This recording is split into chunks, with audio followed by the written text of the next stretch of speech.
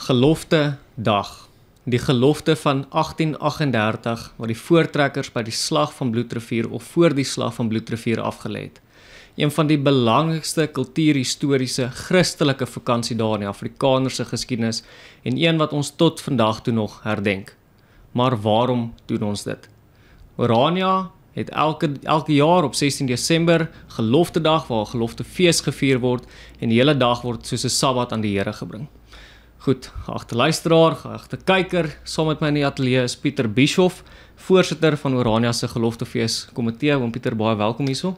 Baie dankie Frans, is 'n voorreg om hier te wees. Oom Pieter, ek dink, dit is dan nou my eerste vraag ook. Ons hoor baie keer, of ek hoor baie keer van kritiese Afrikaners wat krities is oor die gelofte aflegging, wat voel ek is nie daaraan gekoppel nie, of selfs my voorouers was nie by Bloedrivier gewees nie, en hulle het nie die gelofte afgelê nie. So daardie oop vraag dan, waarom moet Afrikaners nog die gelofte aflê? Ja Frans, ek dink daardie vraag wat jy vra is 'n relevante vraag. Nee, elkeen van ons moet bepaal, ook die luisteraars, of is ons gebonde aan die gelofte of is nie gebonde aan die gelofte nie. Nou die antwoord op daardie vraag lê natuurlik in die gelofte self. As ons gaan kyk na die gelofte, dan sien ons dat die gelofte sê baie uitdruklik dat ons en ons nageslag, met ander woorde die voortrekkerleiers, by name Sarel se lewe dan voorvat by die aflê van die gelofte, bind nie net die direkte groep wat in die slag van Bloedrivier betrokke gaan wees nie, maar hy bind ook die komende geslagte daaraan. Nou, ek dink die tweede aspek wat belangrik is dat mens die verband van geloftefees mooi moet verstaan. Ten diepste is dit nie 'n geveg tussen blank en swart of twee groepe te mekaar nie. Ten diepste is dit eintlik 'n geveg tussen lig en duisternis. Met ander woorde, kom ons noem dit dan nou maar tussen geloof en ongeloof, nê? En ons weet dat geloof en ongeloof kan mens nie noodwendig aan ras koppel nie. So dis hoekom ons dan nog nie daardie fout moet maak om dit primêr 'n stryd tussen wit en swart te sien nie. En in daardie opsig koppel hy dan, wat die gelofte betref, koppel hy die gelowiges aan die slag van Bloedrivier, aan die gelofte om te sê dat ons hierdie roemryke dade van die Here sal herdenk. So mooi, die roemryke dade van die Here. In die gelofte staan die Here met ander woorde voorop en sy roemryke dade. En daarom strek dit dan nou baie meer as net daardie paar mense wat by die slag betrokke was en hulle direkte afstammelinge. So of ons dit wil weet of nie, ons is direk gekoppel aan die gelofte. Ja. En daarom moet ons dan ook moeite doen om in gehoorsaamheid ook die gelofte so na te kom. En die skrif is daaroor ook baie duidelik, dat as jy geloftes aan die Here doen, dan moet jy nie nalat om daardie geloftes te betaal nie. Ja. Ek dink, die Here het baie pertinent verskillende volke en verskillende nasies en verskillende groeperings van mense geskape. En soos wat elke individu sy eie persoonlike verhouding met die Here het, soos wat elke huisgesin, hulle huisgodsdiens, hulle huisverhouding met die Here het, so het 'n volk ook 'n verhouding met die Here. Absoluut. Ek dink dit is belangrik om dit te sê. Dit is eintlik jammer, maar ons leef in tye wat baie keer geloof verskraal word tot jy met 'n persoonlike verhouding met die Here hê. En dit is natuurlik belangrik, nê. Maar as ons na die skrif toe teruggaan, dan sien ons baie uitdruklik dat die Here het erfbesit oor die volkere. Psalm 22, 'n mooi voorbeeld, staan op, o Here, oordeel die aarde, want U het erfbesit van die volke. So ons sien dit met ander woorde baie duidelik dat ons altyd die Here in verband met ander mense ook dien. En natuurlik gaan dit in 'n geloofsverband, in 'n kerk, maar dit gaan oor baie meer as dit. Dit gaan ook oor 'n volkereverband. En daarom sien mense ook die lyn byvoorbeeld in die Ou Testament, dat as die volk sondig, die volk ook gestraf word, nê. Ja. Die volk gaan weg in ballingskap. Dis nie net 'n paar individue wat die Here eenvoudig in ballingskap wegvoer, maar die wat hom mooi gedien het, die bly agter nie. Dis nie wat ons sien nie. Ons is met ander woorde ook kollektief as volk besig om die Here te dien in gehoorsaamheid. Dis 'n baie mooi lyn wat ons natuurlik ook in ons geskiedenis kry, nê. As mens byvoorbeeld kyk na die Franse Hugenote se koms na Suid-Afrika toe, dan sien ons, hulle sê ons wil die Here in vryheid dien. En nou trek daar 'n groep weg en hulle kom na Suid-Afrika toe. Hoekom? Want ons wil die Here in vryheid dien. Presies dieselfde met die groot trek. Sien ons daai lyn weer baie mooi. Een van die pertinente redes vir die groot trek is, die Engels hierdie Kaap geannexeer, daar word klomp Skotse predikante, Skotse onderwysers ingebring, daar kom 'n vreemde doktrine as gevolg van die verligting wat in Europa plaasgevind het, en nou is daar weer 'n klomp trekkers wat sê, maar ons wil die Here in vryheid dien. Ja. Weer by die uitbreek van die Tweede Vryheidsoorlog sien ons dit baie mooi, dat Paul Creer weer presies daai selfde lyn vat, om te sê, maar vryheid is 'n gawe van die Here. En daarom kan ek net eenvoudig nie my vryheid weggee nie, want ons wil die Here in vryheid dien. En daardie vryheid het altyd ten doel om dan die Here te dien. En dis 'n mooi lyn wat met ander woorde deur ons volksgeskiedenis ook leef.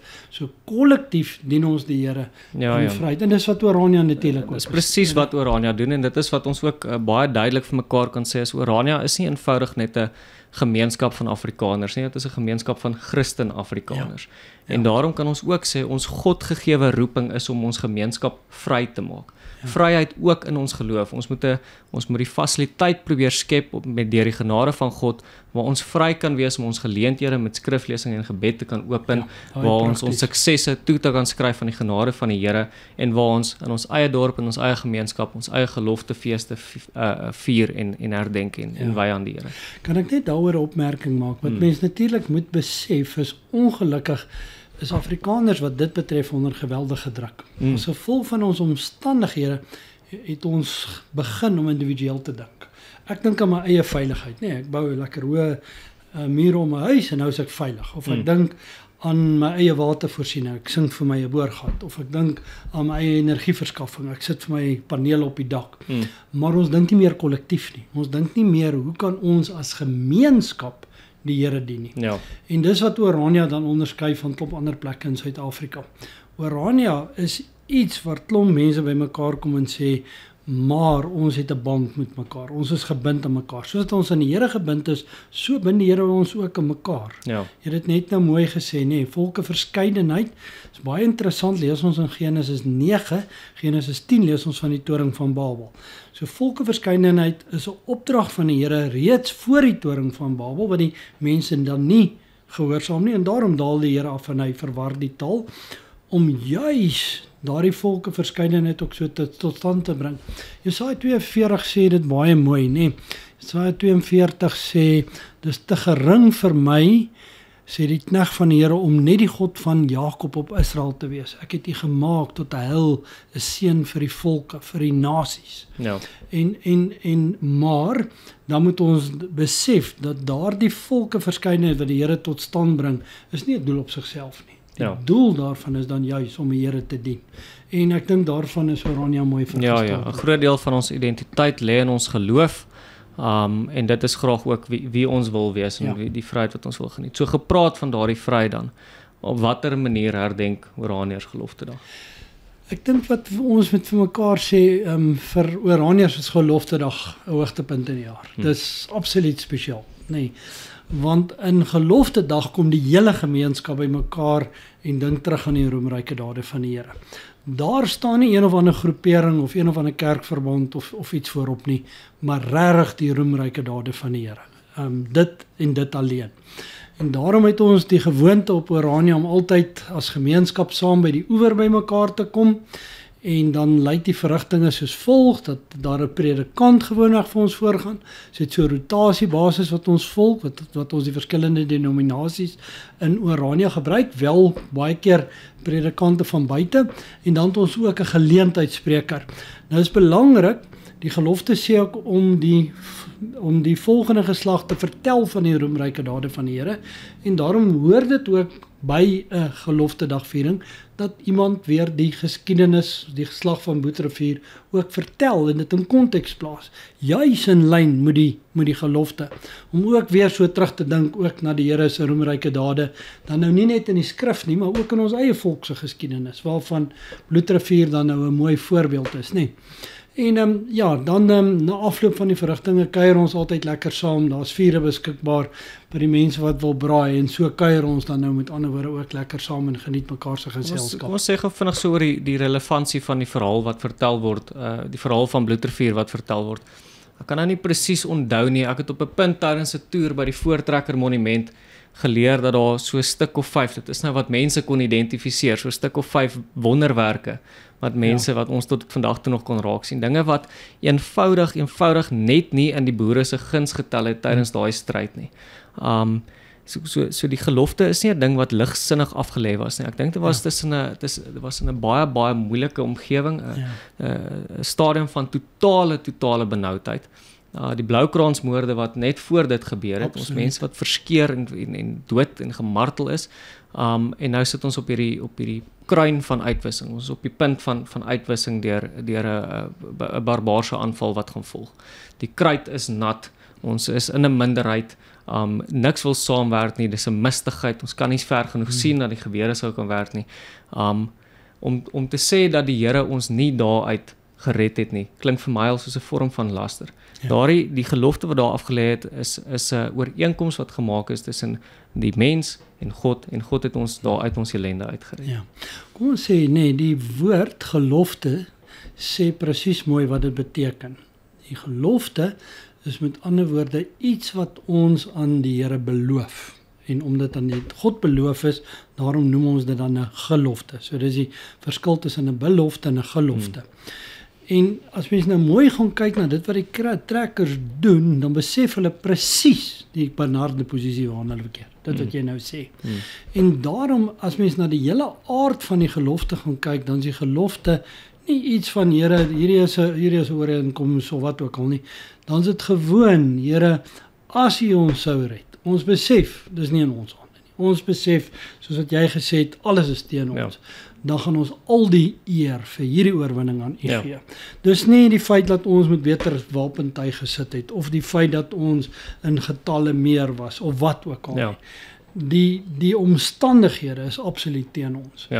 En dis vir ons duidelik dat ons hier lewendig uitkom, dan is dit net 'n wonder van die Here. En dis ook hoekom hulle dan die gelofte in daardie opsig hou, om te sê, maar ons besef, dis absoluut 'n roemryke daad. Daarom is daardie verhaal so belangrik om elke jaar weer oor te vertel, aan ons kinders oor te vertel, aan ons ouer mense weer te herbevestig, sodat ons die erns van die gelofte kan sien en dat ons God se beskermende hand so duidelik in daardie verhaal kan raak sien.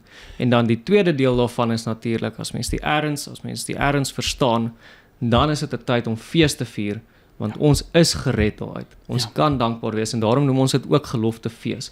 Daarom kan ons bly wees en as 'n gemeenskap bymekaar kom en piknik hou en die dag geniet. Vir ons, ek dink dit is verskriklik belangrik dat mens, met ander woorde, natuurlik gee die Here in die eerste plek sy Bybel, sy woord, dat ons hom in sy woord leer ken. Ons leer hom natuurlik in die eerste plek in sy werke ken, die skepping en dis meer, maar daarna ook meer besonderhede in sy woord. Maar dis ook belangrik dat ons ook moet besef dat die Here ook in ons tyd, in ons volk se geskiedenis, moet ons deurgaan. En dis iets wat die geloftefees mooi doen. Met ander woorde, dit trek met ander woorde in 'n sekere sin 'n band tussen die skrif en vandag, om te sê, maar God was nie net 'n God van die Bybel nie, God is ook 'n God van vandag.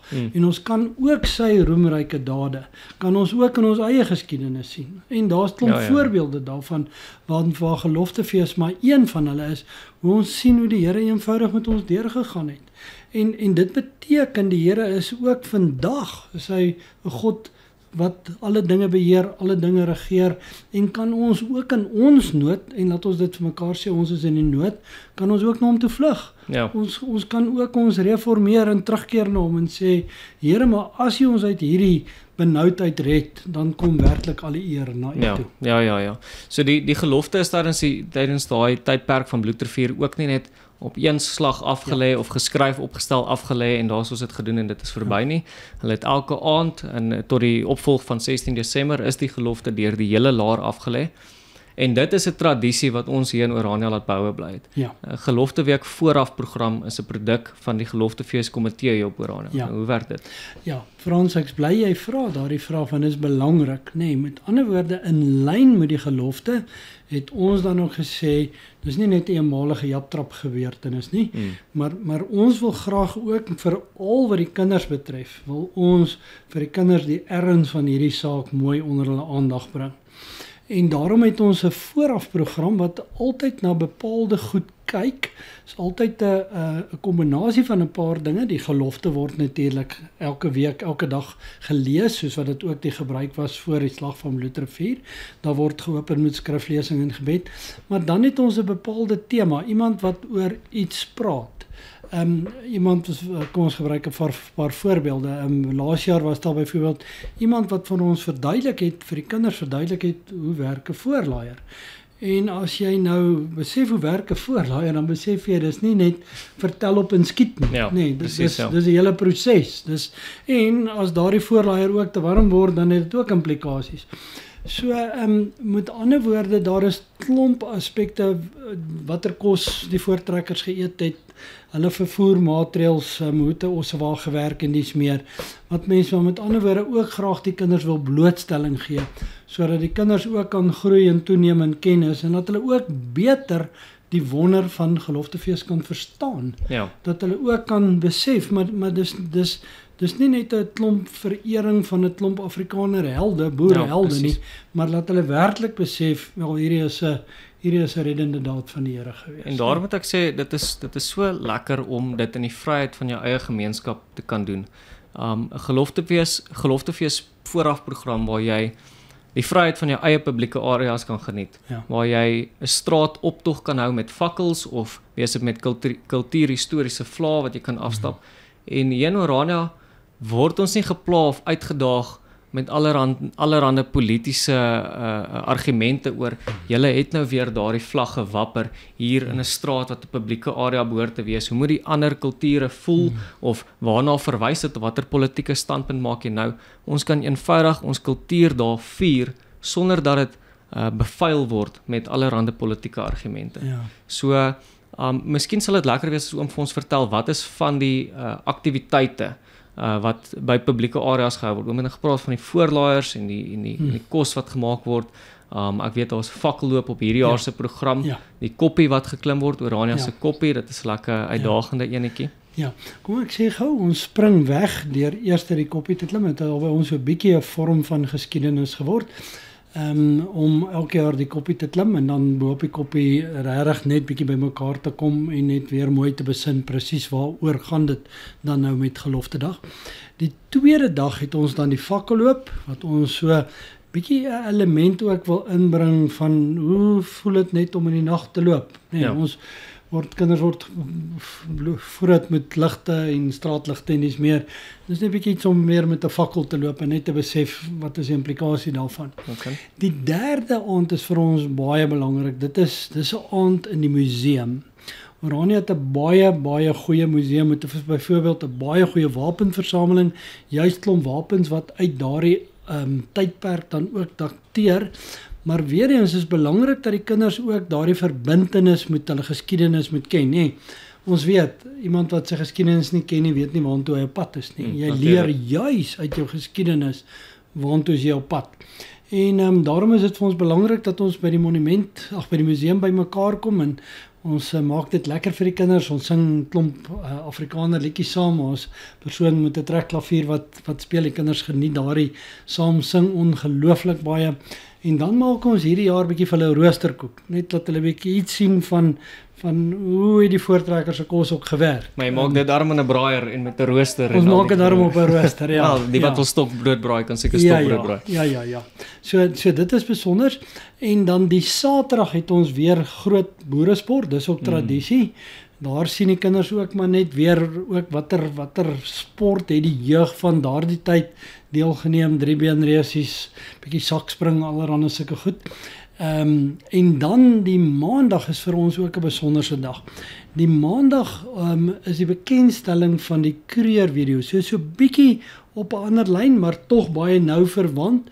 En dit gaan oor die invloed wat Kreer wat natuurlik self 'n kind van die trek was. Hy was nou wel nie by die slag van Bloedrivier nie, maar hy was 'n kind van die trek en die trek 100% beleef.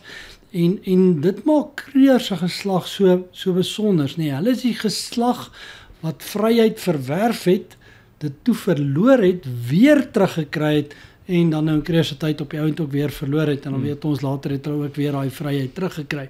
En dit het Kreer ook gesê, nee. Kreer het gesê, bly glo in God wat getrou is. Hy sal vir ons weer die vryheid gee. Hy. Pragtig. En laat ons dit sê, dit is hoekom dit ook vir ons lekker is om die Kreer virus bloot te stel, want dit is dieselfde lyn as die slag van Bloedrivier. Vryheid om die Here in vryheid te dien. Lekker. Lekker tematies ook met die Kreer 200 jaar, die 200 jaar se herdenking van sy geboorte en dan natuurlik die Kreer monument wat hier opgerig is. Dit is lekker so met die gelofte vooraf program om die Kreer tema ook weer terug te bring. Goed, en dan vir die luisteraars en die kykers wat moontlik het oorweeg om hierdie jaar se geloftefees by Orania te kom bywoon, sal dit miskien goed wees as oom vir ons vertel wie is die spreker en of hulle welkom is om die geloftefees te kom bywoon. Baie welkom. Verjaar tree as predikant op Dominee Durant Pieters. Hy is die leraar van die plaaslike Afrikaanse Protestantse kerk. En dan daarna is ons spreker Lida Strydom. Sy is die burgemeester van Orania. Beide van hulle baie knap. Ons sien regtig uit na 'n besonderse geloftefees hierdie jaar. Ons is ook dankbaar dat die geloftefees ook lewendige stroom gaan word op die Orania beweging se blad, so jy kan ook, waar jy ook al is, kan jy gerus op daardie verrigtinge inskakel. Dit kan ek jy verseker, dit gaan 'n besonderse geleentheid wees, en as dit enigsins moontlik is dit nou 'n belewenis wat mens hier eerstehands moet kom beleef. Ons getalle het geweldig gegroei. Ons was laas jaar in die omgewing van tussen 800 en 1000 mense wat die geloftefeesverrigting hier bygewoon het. En ja, dis lekker om as gemeenskap, as Afrikaners, saam tot eer van die Here te sing, maar ook saam vaderlandsliedere te sing, om ook op so wyse as gemeenskap ook terug te dink in dit wat in die verlede in ons volk se geskiedenis gebeur het. Ja, dit is wonderlik, so as jy lus is om die geloftefees in Orania te kom bywoon, miskien bly jy nie self in Orania nie en jy is lus vir 'n bietjie 'n verandering, 'n nuwe plek om 'n geloftefees by te woon, dit kan mens daarom ook sê. Dis lekker om te weet, daar is soveel verskillende geloftefees terreine, soveel verskillende geloftefees komitees reg oor Suid-Afrika, waarby Afrikaners gaan om die gelofte, die eed van die gelofte na te kom. So as jy lus is om so een op Orania te kom bywoon, kom gerus, jy is meer as welkom. Miskien ook belangrik om te sê, die geloftefees komitee is 'n gemeenskapsgedrewe inisiatief. Dit is gewone gemeenskapslede van Orania wat hierdie inisiatief dryf, wat elke jaar seker maak dat daar darm 'n geloftefees aangebied kan word met al die tegniese toerusting, dat die fasiliteite gereël is, dat daar lekker gemmerbier en koek en allerlei lekker dinge is na die tyd.